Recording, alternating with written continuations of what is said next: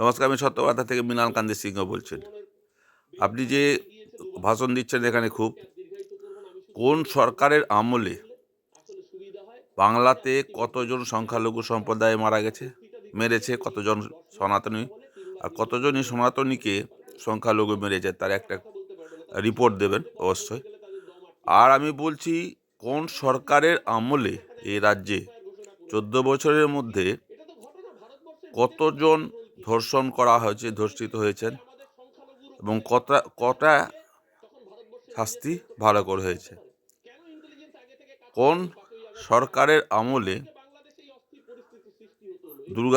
দুর্গা প্রতিমার হাত পা কেটে নেওয়া হয়, কোন সরকারের আমলে কালী মূর্তির মাথা কেটে পুলিশ ভ্যানে পাঠানো হয়, সরস্বতী পূজা করতে হয় হাইকোর্টের রায় নিয়ে, এসব কোন সরকারের আমল হচ্ছে? এসব একটু ভালো করে আপনি যদি বুঝিয়ে দিতে পারেন তো খুব ভালো হয়।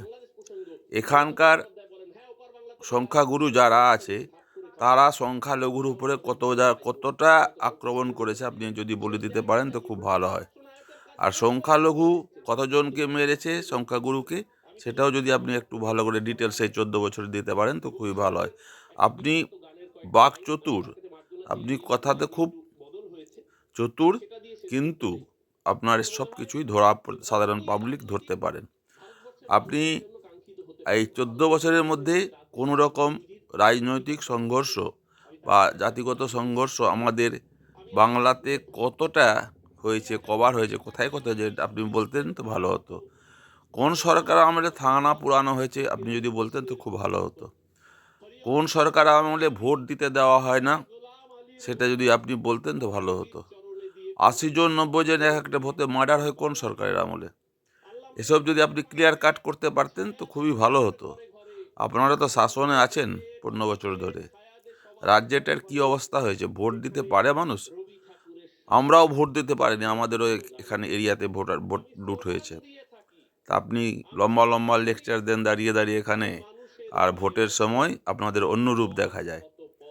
তো ঠিক আছে, আপনারা এবার 2026-এ টের পাবেন কত যে ভোটের মধ্যে জাল ভোটার মিশিয়ে রেখেছিলেন, সব ক্লিয়ার হচ্ছে এবার। এবার নিজেই চিত হয়ে যাবেন, আর 26-এ আপনাদেরকে খুঁজবে না। নমস্কার, আমি আপনাদের সামনে ভিডিও তুলে ধরলাম, কীরকম লাগলো না লাগলো আমার। তো আপনারা লাইক শেয়ার সাবস্ক্রাইব করবেন। যদি ভালো না লাগে তো দেখবেন না ভিডিও, ভালো লাগলে সকলে দেখবেন, লাইক শেয়ার করবেন। নমস্কার।